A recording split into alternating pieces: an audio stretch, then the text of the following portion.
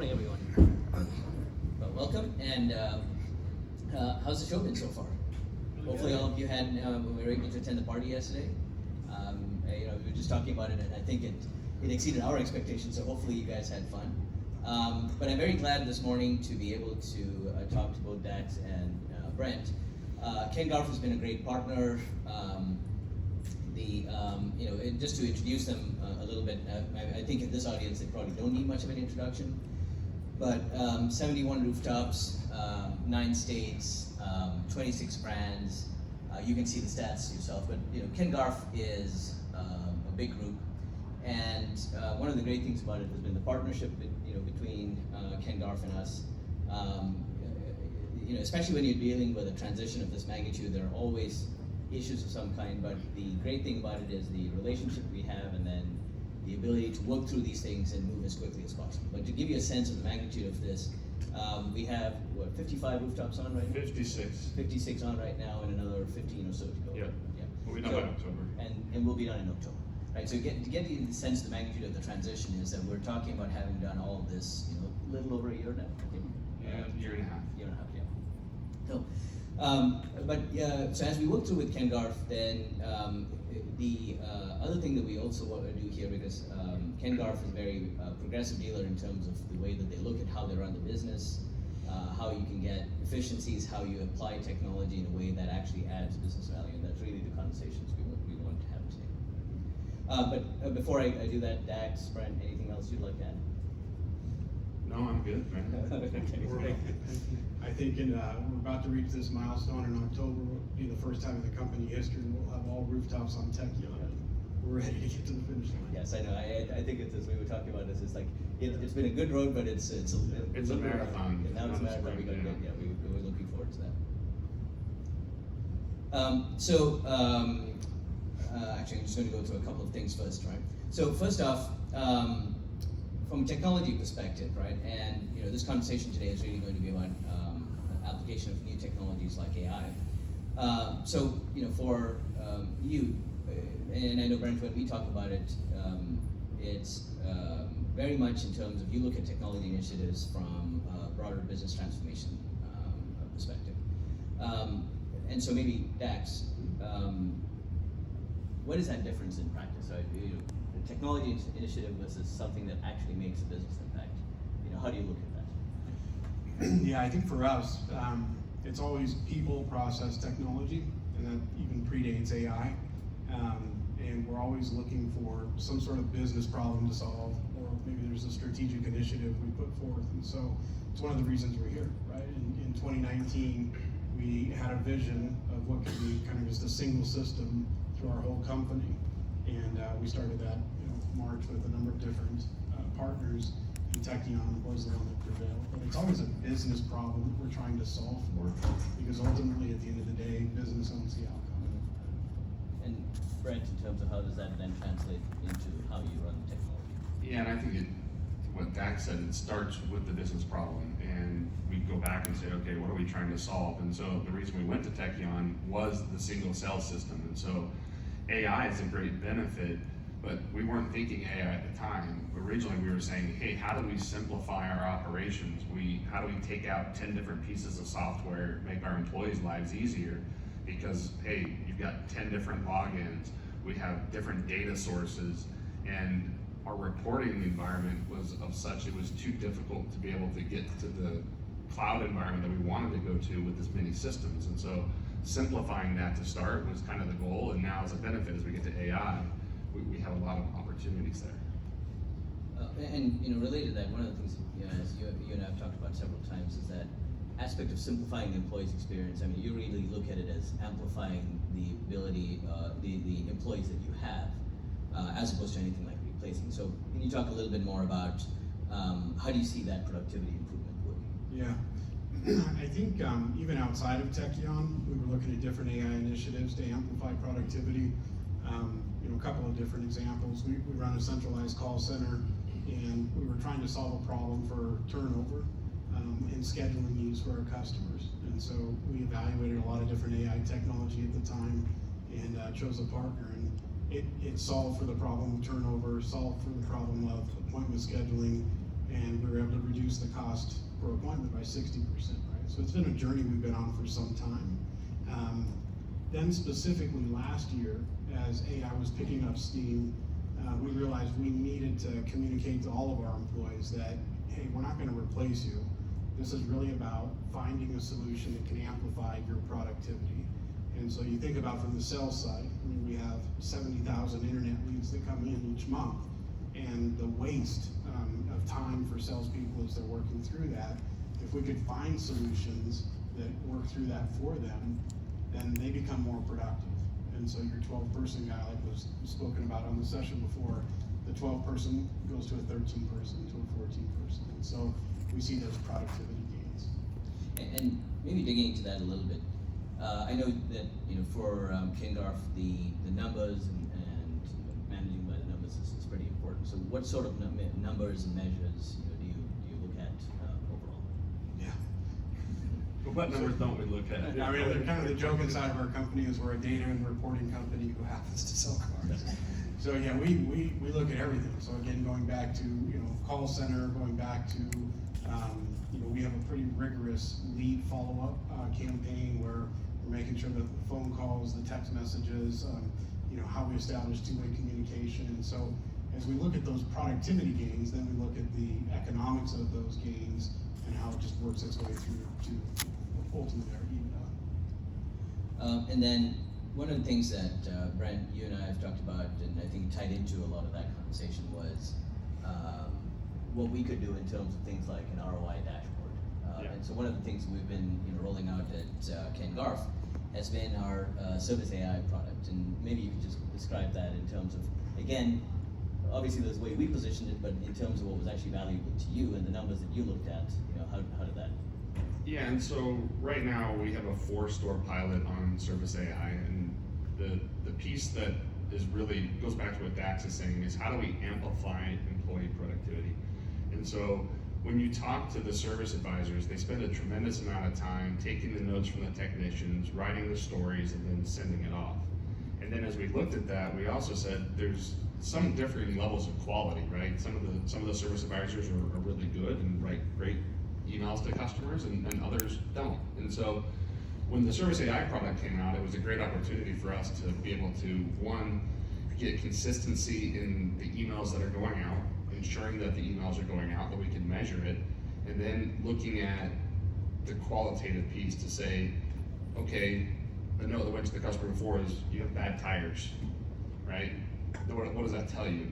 Now the message that comes is, hey, your car is at 2:30 seconds, this is a safety issue, this is a critical item, you need to do this. And then if they don't take it, the following time they come back in, the message gets a little bit stronger, and we don't have to follow through on that. And so the metrics that you're seeing here from our 4-store pilot is the first one, AI acceptance. And so when we launched this, the employees were only taking about 30% of the recommendations because they didn't trust it. They're like, oh wow, I don't know about this. And as we measured it, which is, I appreciate you guys putting together the ROI dashboard, because we were saying, how do we measure it? How do we get the detail? Now you have that, we've been able to track and say now 92% of what comes out of the AI just gets accepted and sent. 100% user adoption, so everybody's using it. And then out of everything that's being sent to the customers for recommendations, 78% of those are coming through AI assisted. So for us, we looked at this and said, this is a really good outcome. We're gonna roll this out to our California stores starting next month as we do the conversions to Tekion. So we'll continue to monitor it. The other piece we're waiting to see is revenue uplift. We have to believe that through more consistency, we're gonna be able to sell more product. And so we're wanting to see that as well. I think if I could add to that too, we're a pretty equally yoked company. We have a really good balance between our fixed operations and our sales operations. And so for the last 4.5 years, we've always had service videos. On any given month, we send out about 75,000 service MPI videos to our customers. And so there was a good deal of skepticism from even my own vice president of fixed operations. Like, why are we doing this? We're already really good in this space. And even he, when we were getting ready for this conference, said, thank you for pushing me. And kind of the true litmus test is our service advisors where we've said if we turned this off, if we said the pilot didn't work, we turned it off, and we just go back to doing traditional videos, would you be okay with that? And it was a unanimous no. You're making my job better. Which, if we have a better employee experience, we know the way that kind of virtuous cycle is with the customers. Yeah, that's great to hear. And one of the things that we've got is like consistent feedback is, because your mileage might vary depending on how you run your operations. I think that ability to be able to measure it and actually, the ROI, that's one of the things we're now driving into everything else. Everything we do around AI is how do we at least give you the tools to measure it, and how does it, because it might work better for you, it might work differently for someone else. Yeah, for us, consistency is super critical, right? Being able to manage 70 rooftops, you have to be able to have a standardized process across the board.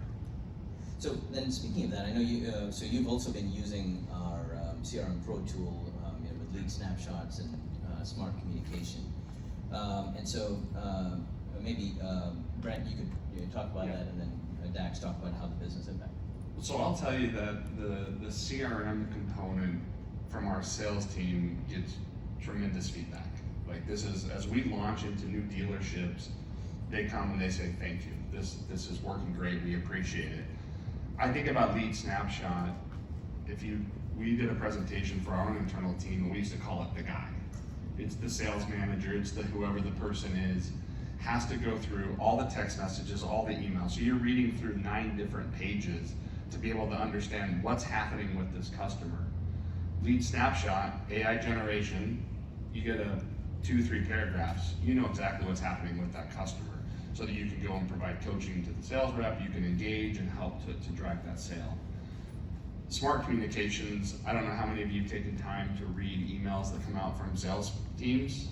The consistency goes back to what we were talking about before, and the quality goes back to what we were talking about before. It's varied. And as AI was rolling out, a lot of our teams started to go out and use ChatGPT, they were using Claude, and so they would go and put information in, they'd get an AI generation, and then they'd go and paste it back. Now, having it embedded in the tool, it automatically generates from all of the conversation that's happening that email to the customer. The quality's good. You have the ability to embed a link so that you can have a test drive. And so from that perspective, you can see in the last 6 months, we've sent 150,000 emails that are powered by that, and then 541,000 snapshots have been generated from all of the leads. And so I think from our sales team, as we talk about how do you move somebody from 12 deals to 13 deals, these are the tools that are going to help to build that up and also provide a much better customer experience. And Dax, in terms of like the experience from the sales team, what do you hear from them? Yeah, I mean, it's very similar to what Brent shared. We had a stated goal of 50 opportunities per salesperson. And we knew if we closed at a certain percentage, that yielded us our 12-car average. With some of these tools, we've been able to take it up to 60 and to 70 because the employees are more efficient, more productive as they go through there.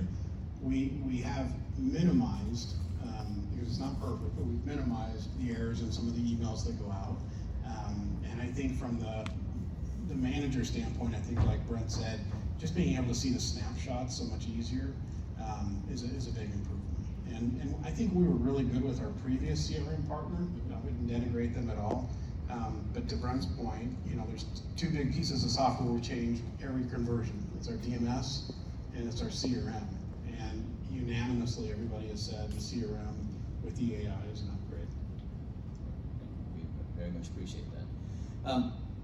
So maybe looking more broadly, and Brent, one of the things that you mentioned, I know that there's a bunch of Claude licenses, being rolled out, and of course everybody expects that productivity magically increases. Oh my gosh. Yeah. So, what's your perspective on one, how these tools are actually changing? I'm talking beyond just the Tekion ecosystem, but how do you look at what you want to go after next for the company as a whole, and what do you look for from a provider like us? Well, we have a list of, 500 ideas that have been submitted up through the business around, hey, we could do this, we could do that. We do have a committee. We've hired a director of AI. We're starting to build out an AI team. And the way we look at all of those ideas is we take that committee and we say, okay, what is it going to do for the business? We have a 5 times ROI goal that we want to get to. And then we say, how feasible is this? Then we look at it from 3 lenses. We say, lens number 1, can Tekion do this? Is this on the Tekion roadmap?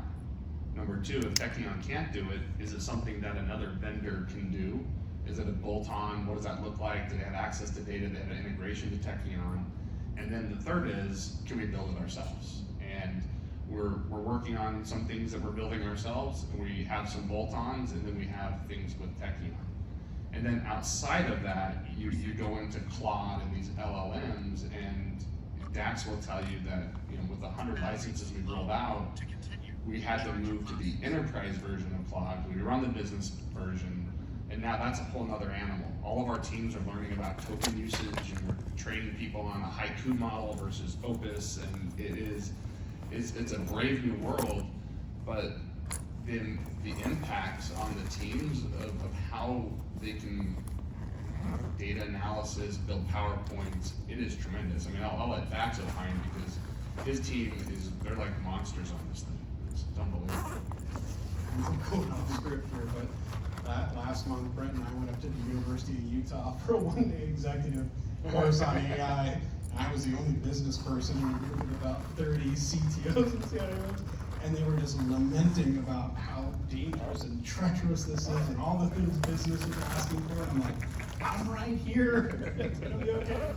And Yeah. And despite how dangerous it is, we're still all going to do it. We're still not gonna do it. Dax was uncomfortably comfortable. Yeah. But it's great that we have that alignment. Yeah. Yeah, I mean, it starts from the top down. And so again, we've shared with all of our employees, you need to embrace it. Outside of what we're doing as a company with Tekion, outside, just as an individual, you need to embrace it. So we communicate that out at least weekly. We had our CEO send a message out that said, hey, don't wait for us, go sign up and just go do it. That was my worst weekend ever. Yeah. But yeah, I mean, we believe in it. We want our employees to be really proficient with it, and yeah. That's it. It's actually what I tell my kids as well. I mean, in this world, if you're not savvy about this, then you're not going to survive. If you are, then I think I don't know how many of you saw Rob Kaplan's speech yesterday. It actually came a little later, but he was vice chair of Goldman Sachs, and he was very much of the opinion that the number of jobs are going to increase because just once you take advantage of it and things can become easier to use, you will actually do much more of that, which I thought was a great message there. And we've said to our people, hey, we're not looking to have AI replace you, but somebody who knows how to use AI, that's the threat. That's a valuable thing. So maybe just in closing, what messages would you give out to the community here in terms of both AI in particular, but technology as a whole, and maybe Brent, let's start with you with that. I'd say from the technology perspective, it is people, process, and technology. Like, we're not gonna do technology for technology's sake. We need to have alignment with the business leaders. We need to solve real business problems. And then from there, on the technology side, it has to start with the data. You have to get your data house in order. We use Snowflake for us, that works great to be able to have that unified data structure. And then the consolidation of the platform, going to Tekion for us was another piece that just simplified that. But if you have a simplified data structure, you have alignment with the business, that's to me where you have to start. Yeah, and I'd say very, very similar to Brent, it's people, process, technology. Just even watching the first session here, AI is likely going to really democratize our industry. If everybody has Tekion and everybody has the same AI tools, what differentiates us? And it's still going to be our people. And so we're really, there's parity in the investment that we're making in our people to AI and to technology. I don't think we ever want to lose that perspective. We are in the people business, right? At the end of the day. Absolutely. Well, Dax, Brent, thank you very much. Much appreciated, and thank you for being great partners. Yeah, thank you so much.